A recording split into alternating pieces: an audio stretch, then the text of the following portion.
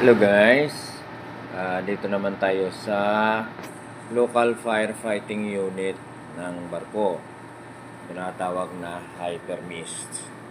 Ang hypermist, pamatay sunog ito na gamit ay tubig. So yan ang control panel niya, yung mga switch andyan. So sa tabi niya ay ang electric motor pump. So, ang electric motor pump, magsasaksyon yan doon sa fresh water tank. So, yan, nakikita nyo ang linyada. Ito-trace up natin. Doon yan manggagaling yung saksyon sa tangke. May sariling valvula na para dyan sa motor pump ng hypermist. So, ayan. Yan ang valvula niya. So, nakalagay normal open. So, ibig sabihin, dapat manatiling nakabukas yan. Just in case of emergency, na kailangan gamitin yung system, nakabukas agad ang saksyon. So, kung nakikita nyo ang mga item na yan, yan ang mga control valve niya ng bawat linya. So, meron dyan para sa incinerator.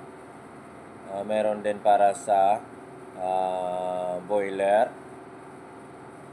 purifier, at sa baba niyan, dalawang generator at saka main engine. So, sa dulo niyang mga linya na yan, may mga kanya-kanyang sprayer. At saka para pag nag-activate ang kung saan man ang linya, doon yan mag-spray. So, ang paggamit nito or pag-testing, halimbawa, kung napapansin nyo, may butas dyan sa ilalim ng S, yung sa tinuturo ko. So, shut, ibig sabihin naka-shut off, nakasarado.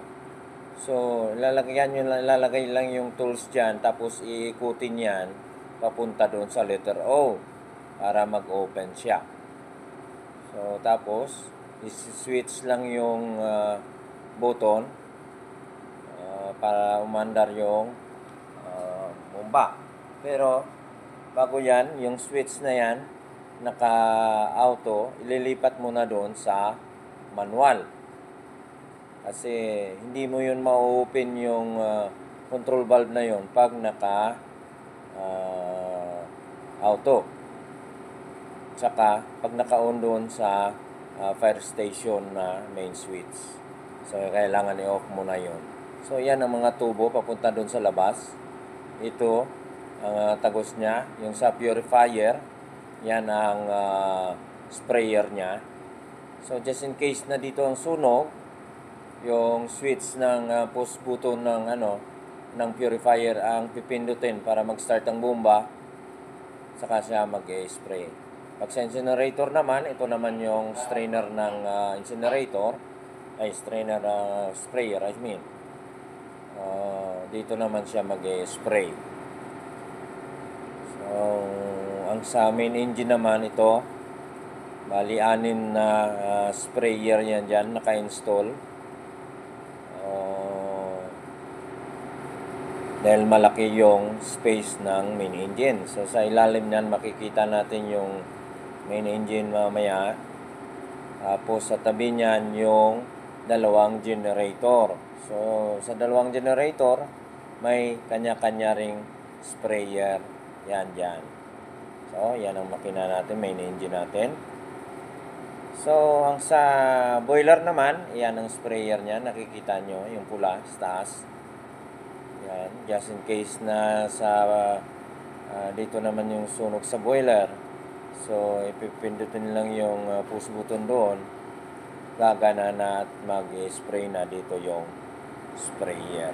So, yan guys. Thank you very much for watching. Yan ang gamit ng local firefighting unit namin dito sa barko. So, please like and share para naman magkaroon ng idea po ang iba na makapapanood. Okay? Maraming salamat.